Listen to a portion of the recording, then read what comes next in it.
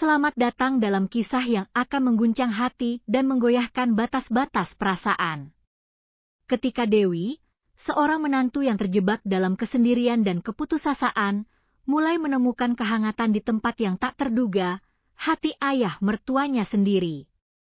Sebuah dilema terlarang pun mulai tumbuh. Di antara luka, pengkhianatan, dan cinta yang tak seharusnya ada, mampukah mereka melawan perasaan yang semakin kuat? Ataukah takdir justru membawa mereka pada jalan yang lebih berbahaya? Sebuah kisah penuh emosi, keraguan, dan ketegangan. Bersiaplah untuk menyelami cerita yang tak hanya menguras air mata, tetapi juga menguji batas moral dan perasaan.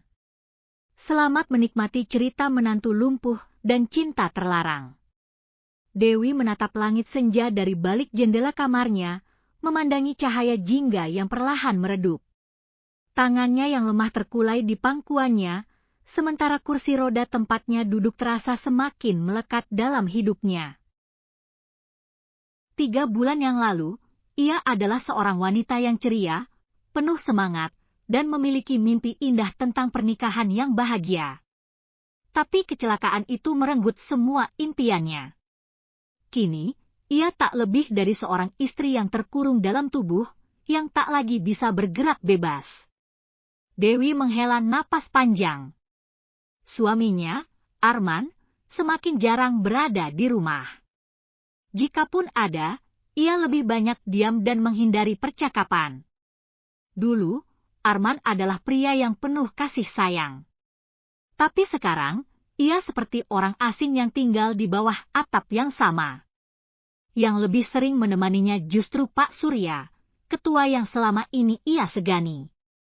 Pria paruh baya itu selalu ada setiap kali Dewi membutuhkan sesuatu. Dialah yang menyemangati Dewi untuk tetap berusaha menjalani hidup, mengajaknya berbicara, bahkan membacakan buku saat malam tiba. Suatu sore, saat Arman belum juga pulang, Pak Surya mengetuk pintu kamarnya. "Dewi, boleh ayah masuk?" tanyanya lembut. Dewi tersenyum tipis. "Tentu, ayah." Pak Surya masuk dengan membawa secangkir teh hangat. Ia duduk di kursi dekat Dewi dan meletakkan teh itu di meja kecil. "Kamu sudah makan malam?" tanyanya. Dewi menggeleng pelan. "Belum ada selera, ayah." Pak Surya menatapnya dengan prihatin. "Kamu harus tetap makan, nak. Tubuhmu butuh kekuatan." Dewi mengangguk tanpa semangat. Ia menunduk, tak ingin menunjukkan air matanya yang mulai menggenang. Pak Surya mendesah pelan. "Arman akan pulang sedikit larut malam ini. Dia bilang ada pekerjaan." Dewi tersenyum pahit. Ia tahu alasan itu hanyalah kebohongan. Arman tak lagi pulang larut karena pekerjaan, melainkan karena ia ingin menghindarinya. Pak Surya menggenggam tangan Dewi dengan lembut. "Nak, jangan terlalu memikirkan hal-hal yang membuatmu sedih. Hidup masih panjang." Dewi menatap tangan pria itu. Hangat, nyaman. Perasaan aneh menyelinap ke dalam hatinya. Ia segera menggeleng pelan, menepis pikiran yang mulai mengganggu benaknya. "Ayah terlalu baik padaku," katanya dengan suara lirih. Pak Surya tersenyum, tetapi di balik senyum itu ada sesuatu yang sulit dijelaskan. Hati Dewi bergetar. Ia tak ingin merasa seperti ini, tetapi semakin hari, ia mulai menyadari satu hal yang seharusnya tak pernah ia rasakan. Perasaan yang terlarang terhadap ayah mertuanya sendiri. Malam itu, hujan turun deras. Angin berhembus kencang, menerpa dedaunan yang bergetar di luar jendela kamar Dewi. Ia duduk diam di kursi rodanya, menatap ponsel yang sejak tadi tidak berbunyi. Tidak ada pesan, tidak ada panggilan. Arman tidak pulang tepat waktu lagi. Dulu, saat masih sehat, Dewi adalah wanita yang aktif. Ia suka memasak untuk suaminya, menyiapkan kopi hangat setiap pagi, bahkan sering mengejutkan Arman dengan makanan favoritnya sepulang kerja. Tapi setelah kecelakaan itu, semuanya berubah. Arman bukan lagi pria yang penuh kasih seperti dulu. Tatapan hangatnya berubah menjadi dingin. Sentuhannya semakin jarang terasa. Bahkan kata-katanya kini terdengar asing. Dewi menarik napas panjang dan melirik jam dinding. Sudah pukul 10 malam. Ia sudah terbiasa menunggu, tapi tetap saja ada perasaan sedih yang menyelinap ke dalam hatinya. Tiba-tiba, pintu kamarnya diketuk pelan. Dewi, suara berat itu terdengar familiar. Hanya satu orang yang masih peduli padanya di rumah ini, Pak Surya. Masuk, Ayah, kata Dewi dengan suara lirih. Pak Surya masuk dengan membawa nampan berisi semangkuk sup hangat dan segelas teh. Kamu belum makan malam kan? Ini ayah buatkan sup kesukaanmu. Dewi tersenyum tipis, merasa terharu. Ayah tidak perlu repot-repot, saya bisa makan sendiri nanti. Pak Surya menggeleng. Jangan menunda-nunda makan. Tubuhmu butuh asupan makanan agar tetap sehat. Pria parubaya itu mendekat dan meletakkan nampan di meja kecil di samping kursi roda Dewi. Tangannya yang kokoh, tapi lembut membantu menyendokkan sup ke dalam mangkuk, lalu meniupnya perlahan agar tidak terlalu panas sebelum menyerahkannya kepada Dewi. Dewi menerima sendok itu dengan tangan gemetar. Ia merasa seperti anak kecil yang sedang disuapi oleh seseorang yang sangat peduli padanya. Kamu tahu, Dewi, kata Pak Surya tiba-tiba, suaranya rendah dan hangat. Hidup memang kadang tidak berjalan seperti yang kita rencanakan, tapi bukan berarti kita harus menyerah begitu saja. Dewi menatap Pak Surya. Matanya yang penuh ketulusan membuat perasaan Dewi semakin tak menentu. Ia menggigit bibirnya. Tapi saya tidak tahu harus bagaimana, Ayah. Rasanya seperti saya hanya beban bagi Arman. Pak Surya terdiam sejenak. Ia tampak berpikir, lalu dengan hati-hati berkata, beban atau bukan, itu tergantung bagaimana seseorang melihatnya. Tapi jika seseorang benar-benar mencintaimu, ia akan tetap berada di sisimu, apapun yang terjadi. Dewi tersenyum pahit. Tapi Arman tidak seperti itu. Pak Surya menghela napas panjang. Ia tahu betul bagaimana putranya berubah sejak kecelakaan itu. Arman semakin menjauh, semakin sibuk dengan urusannya sendiri. Dan meskipun Pak Surya ingin menegur Arman, ia tahu bahwa hati seseorang tidak bisa dipaksa. Dewi menatap sendok di tangannya, lalu dengan hati-hati menyendokkan sup ke mulutnya. Hangat. Rasanya enak, yang selama ini ia rindukan. Pak Surya tersenyum melihat Dewi mulai makan. Begitu nak, katanya. Nikmati saja apa yang ada, jangan pikirkan yang tidak bisa kamu kendalikan. Dewi menatap Pak Surya dalam-dalam. Ada sesuatu dalam cara pria itu berbicara, dalam caranya memperlakukannya, yang membuat hatinya terasa nyaman. Hujan di luar semakin deras, tapi di dalam kamar itu, ada kehangatan yang mulai tumbuh perlahan-lahan. Namun Dewi tahu, kehangatan itu datang dari seseorang yang tidak seharusnya ia cintai. Malam itu, hujan terus mengguyur tanpa henti. Suara gemericiknya mengisi kesunyian rumah yang terasa semakin luas dan kosong. Dewi masih duduk di kursi rodanya, merenungkan percakapannya dengan Pak Surya. Hatinya bimbang. Ia tahu perasaan yang mulai tumbuh ini salah. Ia menantu Pak Surya, istri dari putranya sendiri. Tapi di saat Arman semakin menjauh, justru sang ayah mertua yang hadir menggantikan tempatnya. Dewi menghela nafas, lalu menggerakkan roda kursinya menuju meja kecil di samping tempat tidur. Ia mengambil ponselnya dan membuka percakapan terakhirnya dengan Arman. Terakhir kali mereka berbicara hanyalah pagi tadi. Itu pun hanya pesan singkat. Dewi, kamu pulang jam berapa nanti? Arman, gak tahu. Banyak kerjaan. Dewi, baiklah. Hati-hati. Pesan itu hanya dibaca tanpa dibalas. Dewi menggigit bibirnya. Ada sesuatu yang hilang dalam hubungan mereka.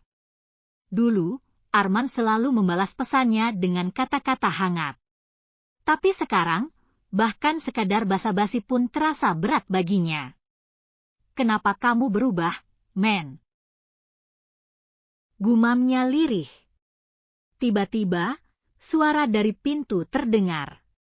Dewi menoleh dan melihat Pak Surya berdiri di ambang pintu. Raut wajahnya penuh kekhawatiran. Kamu belum tidur? Tanyanya lembut. Dewi tersenyum tipis. Belum, Ayah. Susah tidur. Pak Surya melangkah masuk, lalu duduk di kursi di dekatnya. Kamu kepikiran Arman, ya? Dewi menunduk. Pak Surya ingin menjawab. Pak Surya menghela napas panjang, lalu berkata, Ayah tahu ini berat untukmu. Tapi apapun yang terjadi, kamu tidak sendirian. Dewi mengangkat wajahnya dan menatap pria paruh baya itu. Mata mereka bertemu. Ada ketulusan, ada kehangatan, dan ada sesuatu yang lain. Sesuatu yang Dewi takutkan. Suasana hening untuk beberapa saat. Hanya suara hujan yang menemani mereka. Pak Surya akhirnya berdiri. Baiklah, Ayah tidak mau mengganggu waktu istirahatmu. Kalau butuh sesuatu, panggil Ayah, ya? Dewi mengangguk pelan. Terima kasih, Poh Ayah. Pak Surya berjalan menuju pintu, tapi sebelum keluar, ia berhenti sejenak. Dewi, panggilnya ragu. Dewi menoleh. Ya, Ayah? Pak Surya tersenyum, tetapi kali ini ada kebimbangan di matanya. Jangan terlalu banyak berpikir. Yang terpenting, jaga hatimu. Dewi tertegun. Kalimat itu terasa seperti pesan yang memiliki makna lebih dalam. Saat Pak Surya menutup pintu dan meninggalkannya sendiri, Dewi merasakan dadanya berdebar. Ia tahu bahwa semakin hari, semakin sulit baginya untuk mengabaikan perasaan yang mulai tumbuh dalam hatinya. Dan yang lebih menakutkan, ia tidak yakin bisa menghentikannya. Pagi itu, matahari bersinar cerah, tapi hati Dewi masih diliputi kegelisahan. Ia duduk di teras rumah, menikmati semilir angin sambil sesekali menyerupu teh hangat yang dibuatkan oleh Pak Surya. Suaminya, Arman, pulang larut malam tadi. Bahkan tidak masuk ke kamarnya. Dewi mendengar suara langkah kaki yang terhuyung di ruang tamu, menandakan bahwa Arman mungkin dalam keadaan mabuk. Itu bukan pertama kalinya. Dewi sudah lelah menuntut perhatian suaminya. Ia hanya ingin hidupnya kembali normal, atau setidaknya tidak merasa seperti orang asing dalam rumahnya sendiri. Pak Surya keluar dari dalam rumah dan duduk di bangku dekatnya. Ia membawa handuk kecil dan mulai mengelap tangannya yang sedikit basah. Kamu kelihatan lesu pagi ini, katanya, menatap Dewi dengan cermat. Dewi tersenyum samar. Hanya lelah Ayah. Pak Surya tidak langsung menjawab. Ia menatap ke arah halaman, lalu berkata, kalau kamu ingin pergi jalan-jalan, Ayah bisa menemanimu. Dewi mengangkat alis. Sudah lama ia tidak keluar rumah. Sejak kecelakaan itu, ia lebih banyak mengurung diri, merasa bahwa dunia luar tidak lagi miliknya. Tapi, bagaimana kalau Arman marah? Tanyanya ragu. Pak Surya tertawa kecil, tetapi ada nada getir di dalamnya. Kamu masih memikirkan perasaannya, sementara dia sendiri sudah tidak peduli padamu? Dewi terdiam. kata-kata Pak Surya menohok hatinya. Ia ingin membela suaminya, tapi ia tahu itu hanya akan menjadi kebohongan bagi dirinya sendiri. Baiklah, katanya akhirnya. Saya ingin pergi. Pak Surya tersenyum senang. Kalau begitu, ayo bersiap. Ayah akan mengantar ke tempat yang bagus. Beberapa jam kemudian, mereka tiba di sebuah taman yang tidak terlalu ramai. Udara segar dan aroma bunga yang bermekaran membuat hati Dewi terasa lebih ringan. Pak Surya mendorong kursi rodanya dengan perlahan di sepanjang jalan setapak. Dulu kamu sering jalan-jalan, kan? Dewi mengangguk. Iya, sebelum kecelakaan itu. Pak Surya berhenti sejenak, lalu berdiri di depan Dewi. Kamu masih bisa menikmati hidup, Nak. Hidupmu belum berakhir hanya karena keadaanmu sekarang. Dewi menundukkan kepala, merasa matanya mulai panas. Tapi sulit, Ayah. Saya merasa tidak berguna. Bahkan untuk berjalan saja saya tidak bisa. Tiba-tiba, Pak Surya berlutut di depannya, menggenggam tangannya erat. Dengar, Dewi. Kamu bukan orang yang lemah. Jangan biarkan keadaan ini merenggut kebahagiaanmu. Dewi terperangah. Sentuhan tangan Pak Surya terasa begitu hangat, begitu menenangkan. Dadanya bergemuruh, hatinya bergetar. Ia menatap pria itu dalam-dalam. Untuk pertama kalinya, ia merasakan sesuatu yang begitu kuat, begitu nyata. Perasaan yang tidak seharusnya ada. Hatinya berteriak, menyuruhnya menarik diri, tetapi tubuhnya tetap diam. Ia tidak ingin melepaskan genggaman itu. Ia merindukan sentuhan, perhatian, dan kasih sayang yang selama ini hilang. Pak Surya tampak tersadar dan segera melepaskan tangannya, lalu berdiri dengan wajah sedikit gugup. Maaf, Ayah tidak bermaksud. Dewi menggeleng cepat. Tidak, Ayah. Saya justru berterima kasih.